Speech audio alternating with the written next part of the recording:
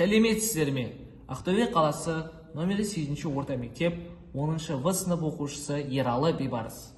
Бүгінгі қорғайтын ғылыми жобамның тақырыбы Бәкір Тәжібаев шығармашылығындағы Ақбұлақ әні.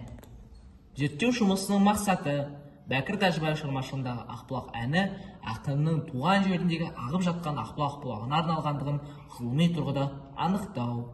Зерттеу жұмысының міндеттері Бәкір Тәжібаевтың шығармашылық жолына шолу жасау. Ұлы тұлғаның өмірі мен шығармашылығын өскелең ұрпаққа насихаттап, болашақ өмірлеріне үлгі ету. Ақбұлақ әнінің жазылу тарихын анықтау. Зерттеу жұмысының объектісі Бәкір Тәжібаевтың Ақбұлақ әнінің мәтіні, музыкалық құрылымы және оның эстетикалық көркемдік мазмұны. Бұл Бәкір Төлеуұлы Тәжібаев 1926 жылы Ақтөбе өңірінде өмір сүрген. 1994 жылы қайтыс болады. Кіріспе. Өткеніңді ұмытсан, өшкенінің белгісі. Өткеніңді еске алсан, өскенінің белгісі дегендей, әрбір адам, әрбір жас неғұрлым өзінің туған жерінің өнерін, мәдениетін, тарихын, табиғатын және сол жолда еңбек еткен тұлғаларды зерттеп білуге құштарлығы болса, оның жан дүниесі бай болып, әрі бойында жауапкершілік пайда болады деген сөз.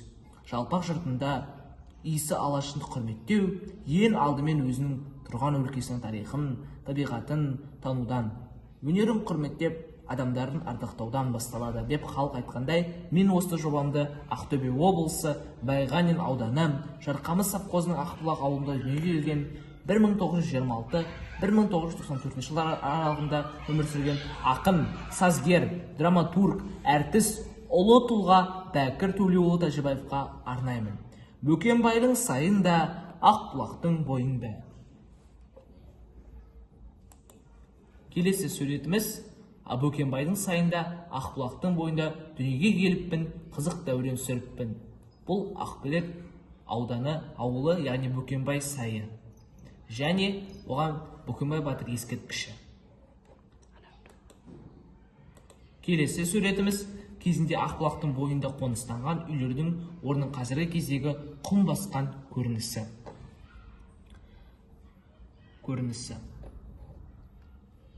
Келесі сурет ол бізде 2-3 сыныптарға арналған музыка оқулығы.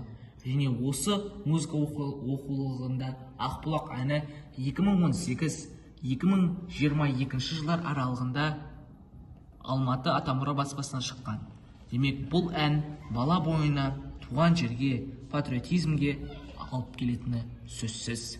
Сенің келіп жағаннан, анам талай су алған, сенің келіп жағаннан, әкем атын суарған, айналайын Ақбұлақ, асыр салғам жағанба, сенен артық өлкені, бұл әлемнен табам ба. Ақбұлақ әнінің сөзі мен сазы осылайша табысып дүниеге келген. Сол әнді алғаш Бәкірдің өзі орындаса да, кейін Сара Тыныштықұлова, Берік Сыбановтардың орындауында елге танылды. Бұл ән Үндістанды, Америка жағалауын, тағы басқа шетелдерді шарлап қайтты. Сонда ән Бәкірді ғана емес, қазақ елінің кішкентай ғана ауылын әлемге танытты, әлемге әйгілі қылды. Және сонымен қатар бір қуанарлығы осы Ақбілек әні мектеп бағдарламасында да оқулықтарға жарияланған. Менің өзімнің айтар ұсыныстарым бар. Ұсыныстарымызға келетін болсақ, біз өскелең ұрпақтарды, ұлттық құндылықтарды тәрбиелеу барысында Ақбұлақ әнін мектеп бағдарламаларына кеңінен енгізсек, Бәкірдің туған жері Ақбұлақ бұлағы қамқорлыққа алынып, көркейту жұмыстары жүргізіліп, демалыс орнының айналса, ақынның туған күнімен кең көлемде ұйымдастырылып, іс-шаралар жүргізілсе, теледидарда, ақпараттық басылымда, бұқаралық ақпарат құралдары мен оқулықтарда Ақбұлақтың суреттерінің шынайы бейнесі берілсе, және Ақбұлақ әні мерекелік іс-шараларда әншілердің репертуарында енгізілсе, облыс республика көлемінде осындай таратуларды насихаттауға арналған ақпарат басылымдарды көптеп шығарылса, менің арманым жоқ еді. Осыған байланысты сіздерге айтарым, бұл кісі, яғни Ақбұлақ әнін жазған автор, ақынымыздың ұсыныстары, осы менің жазған ұсыныстарымды қабыл етуге тапсырамын. назарларыңызға рахмет.